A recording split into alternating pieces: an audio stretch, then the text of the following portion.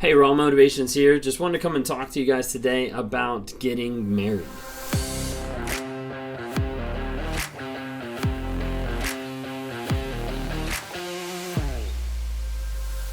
So a lot of times people ask about narcissism, and they ask about why would a narcissist want to get married. And if you're new on this channel, I'm a self-aware narcissist, and I'm on this channel to bring awareness about narcissism and help people to get healing, growth, and change in their lives when they've been abused by a narcissist or they've been put through a toxic relationship and they're not sure, how do I get back? What actually happens? So with a narcissistic relationship, a lot of times people are like, hey, why would they even get married? Like, just stay single, go out, be with anyone you want to be. Now, you're not like cheating on people. You can just, go hoe around, like whatever it's going to be, like just go. Like, why not do that? And there's an aspect that a lot of people start noticing, like, hey, there's kind of like a pattern here that they might have like cycles in their relationships. They might have cycles in dating and things like that. But then those cycles carry on into marriage. And so the thought is like, why get married? Like, what's the point?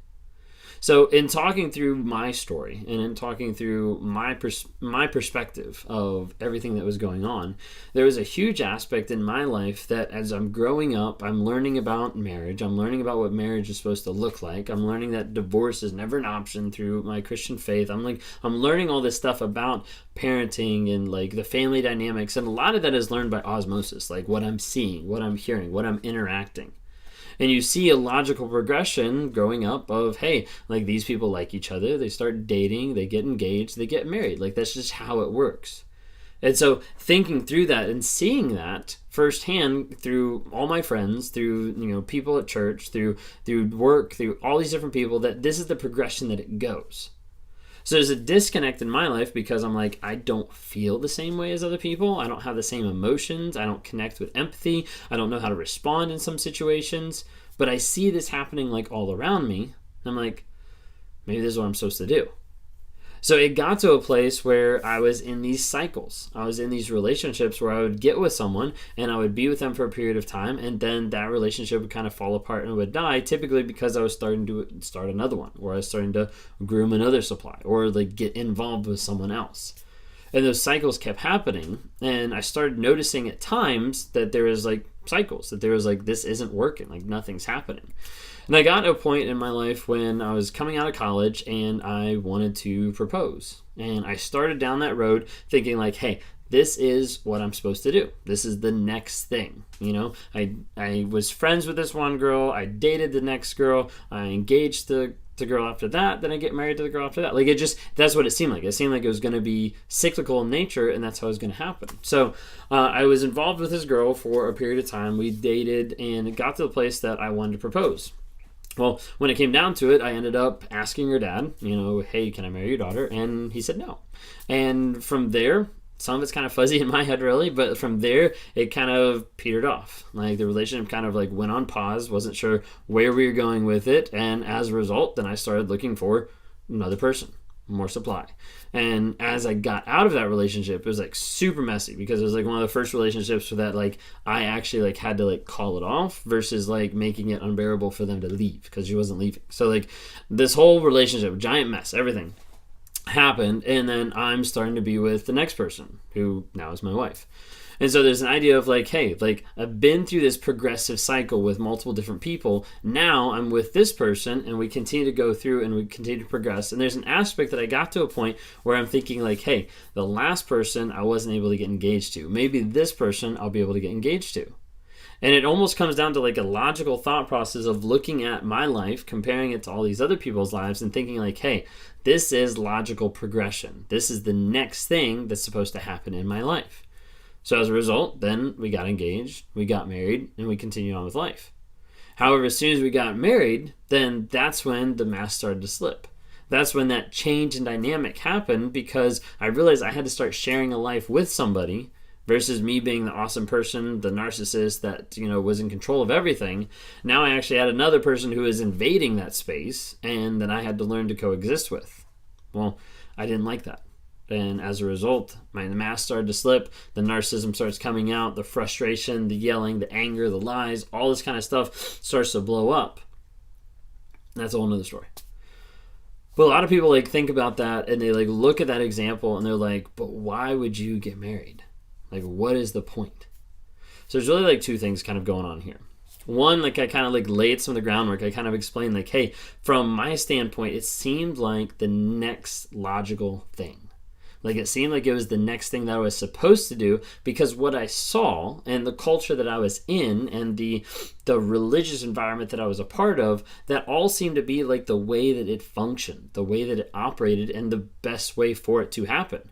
So I'm just thinking like, hey, if I'm going to fit into this, or if this is going to be what I'm supposed to do, then hey, here's the next step. Here's the next thing that I'm supposed to do. So idea of logically, it made sense for me to do that. Now, there's another aspect, like I was saying earlier, of I could feel and I could hear and I could see sometimes how some things were like cyclical in nature. Like it wasn't so much that I could identify it of like, oh, I have a cycle. It was more along the lines of like something just seems off, something seems weird, and some of that was also in judgment of other people of like I don't connect with the same way as other people. Like I don't have relationship the same. Like we don't look the same. I don't interact the same. Like all this type of stuff was kind of like playing in the back of my mind. So then there's an aspect that I get to the spot where I'm like, I have no clue what's wrong with me, because I have no idea about narcissism at this point.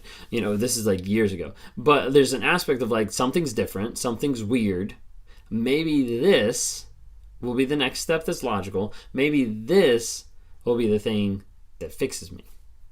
Maybe this will be the thing that stops whatever's going on inside. Maybe it'll help me have better emotion. Maybe it'll help me connect with people better. Maybe it'll help me not have a cycle, not go to another person. Maybe it'll like solidify what I'm supposed to be.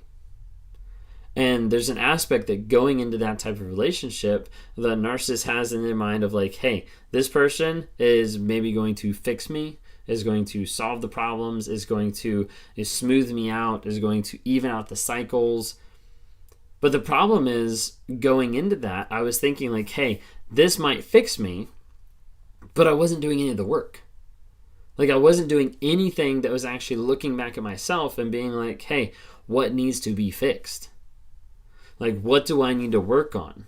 Do I need to work on my cycles? Yeah. Do I need to work on my lying? Yeah. Do I need to work on then cheating? Yeah. Like all this stuff I wasn't willing to even look at. I was just thinking like, maybe this will be better. Maybe this will be something that'll help me feel like more of a person, more of a human, like whatever it might be. Maybe this will fix it. And as a result, I went into that relationship thinking like, hey, this is going to happen. This is going to make it better. This is going to make my life better. This is going to make everything like even out. And it didn't.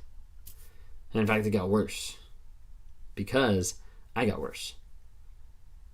And then I created reactive abuse on her part. I created gaslighting moments. I created an abusive relationship and how I treated her mentally and emotionally.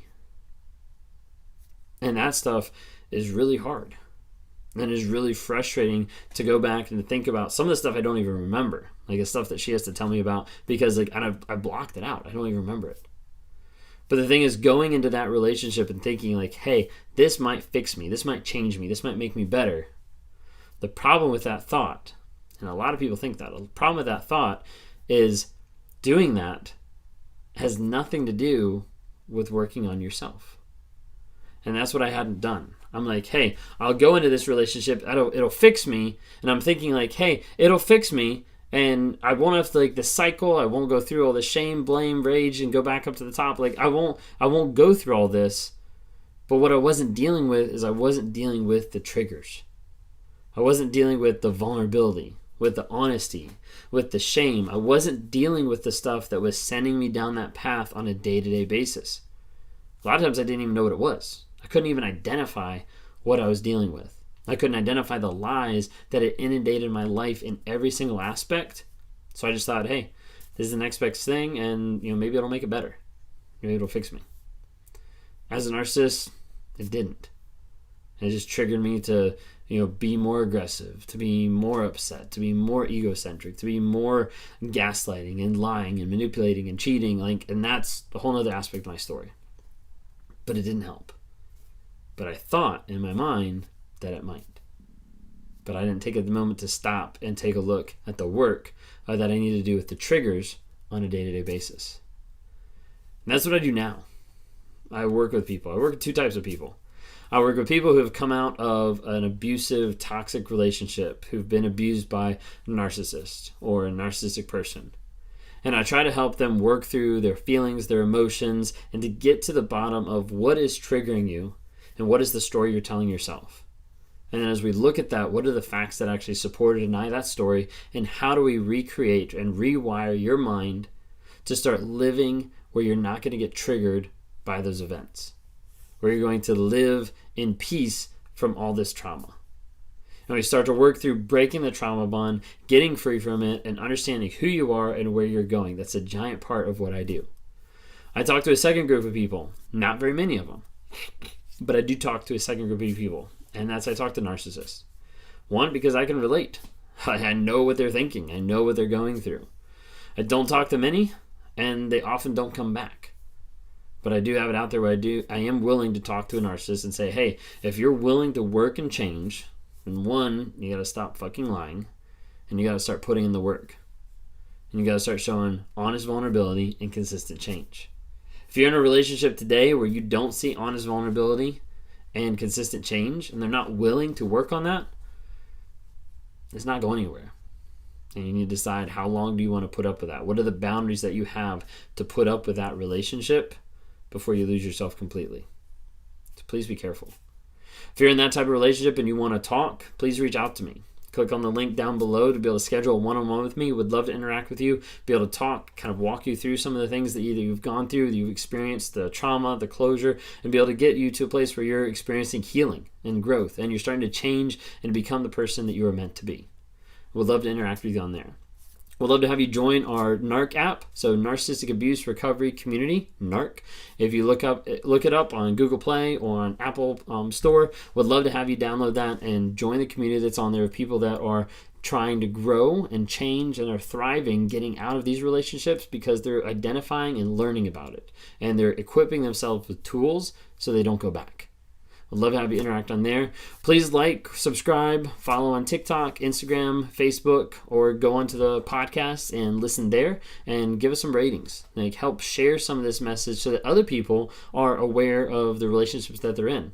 They might not realize that they're in an abusive relationship because no one's identified it. No one said anything, or they haven't identified what's going on in their lives as actual abuse. So spread the news. Help people understand what this is about.